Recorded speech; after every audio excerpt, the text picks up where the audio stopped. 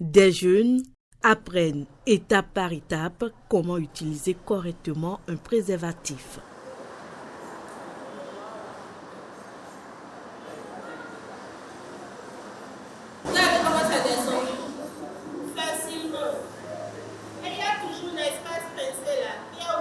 Un geste simple, mais encore trop souvent négligé. Résultat, les infections sexuellement transmissibles continuent de toucher de nombreux jeunes. Une IST, c'est toutes les infections que vous contractez par voie sexuelle d'origine bactérienne, virale, liée aux champignons ou aux parasites. Aujourd'hui, avec un accès plus facile à la sexualité, les jeunes sont davantage exposés. Pourtant, beaucoup tardent à consulter, souvent par peur d'être jugés. J'ai l'occasion de parler de sexe et de tout sujet sans tabou. Donc j'aimerais exhorter les parents à faire ces exercices-là avec leurs enfants. Ça part déjà de là. Quand il y a une IST, cela ne veut pas forcément dire que la personne a été infidèle. Il y a des IST qui sont contractés même bien avant le couple que vous formez actuellement et qui peuvent se révéler dû à une immunodépression. Ce qui est malheureux, c'est que ces jeunes, c'est quand ils voient que là, ils n'en peuvent plus.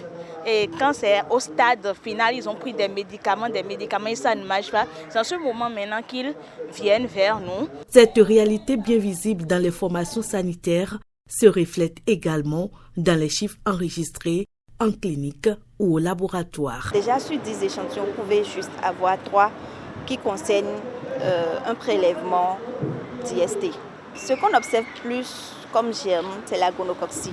Sur 100 femmes comme ça, au moins une est VIH positif actuellement. Pour l'hépatite B, c'est un peu plus rare. La syphilis aussi, c'est légèrement plus rare.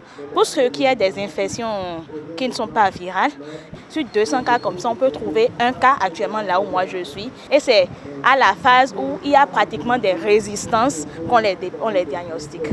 Un retard de consultation qui n'est pas sans conséquences.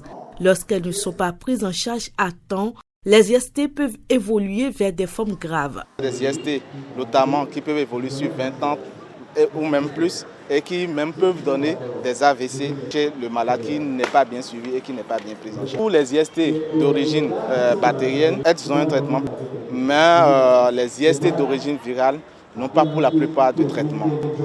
Outre l'hépatite virale B, qui se guérit elle seule, sans traitement chez 80% des malades qui ont développé la maladie.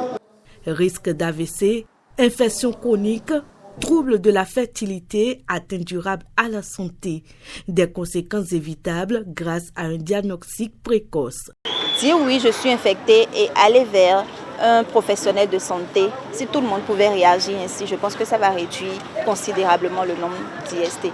Plus tôt on se fait dépister, on connaît ce dont on souffre, on a plus vite la possibilité de s'en débarrasser. Et dans les laboratoires, les tests existent et sont accessibles. Ici, nous avons le test de l'hépatite virale B, le test de l'hépatite virale C et le test de syphilis.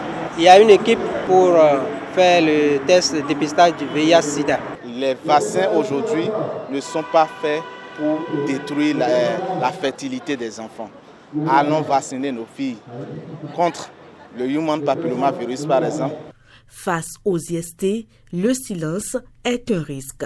Le dépistage, lui, reste la meilleure protection.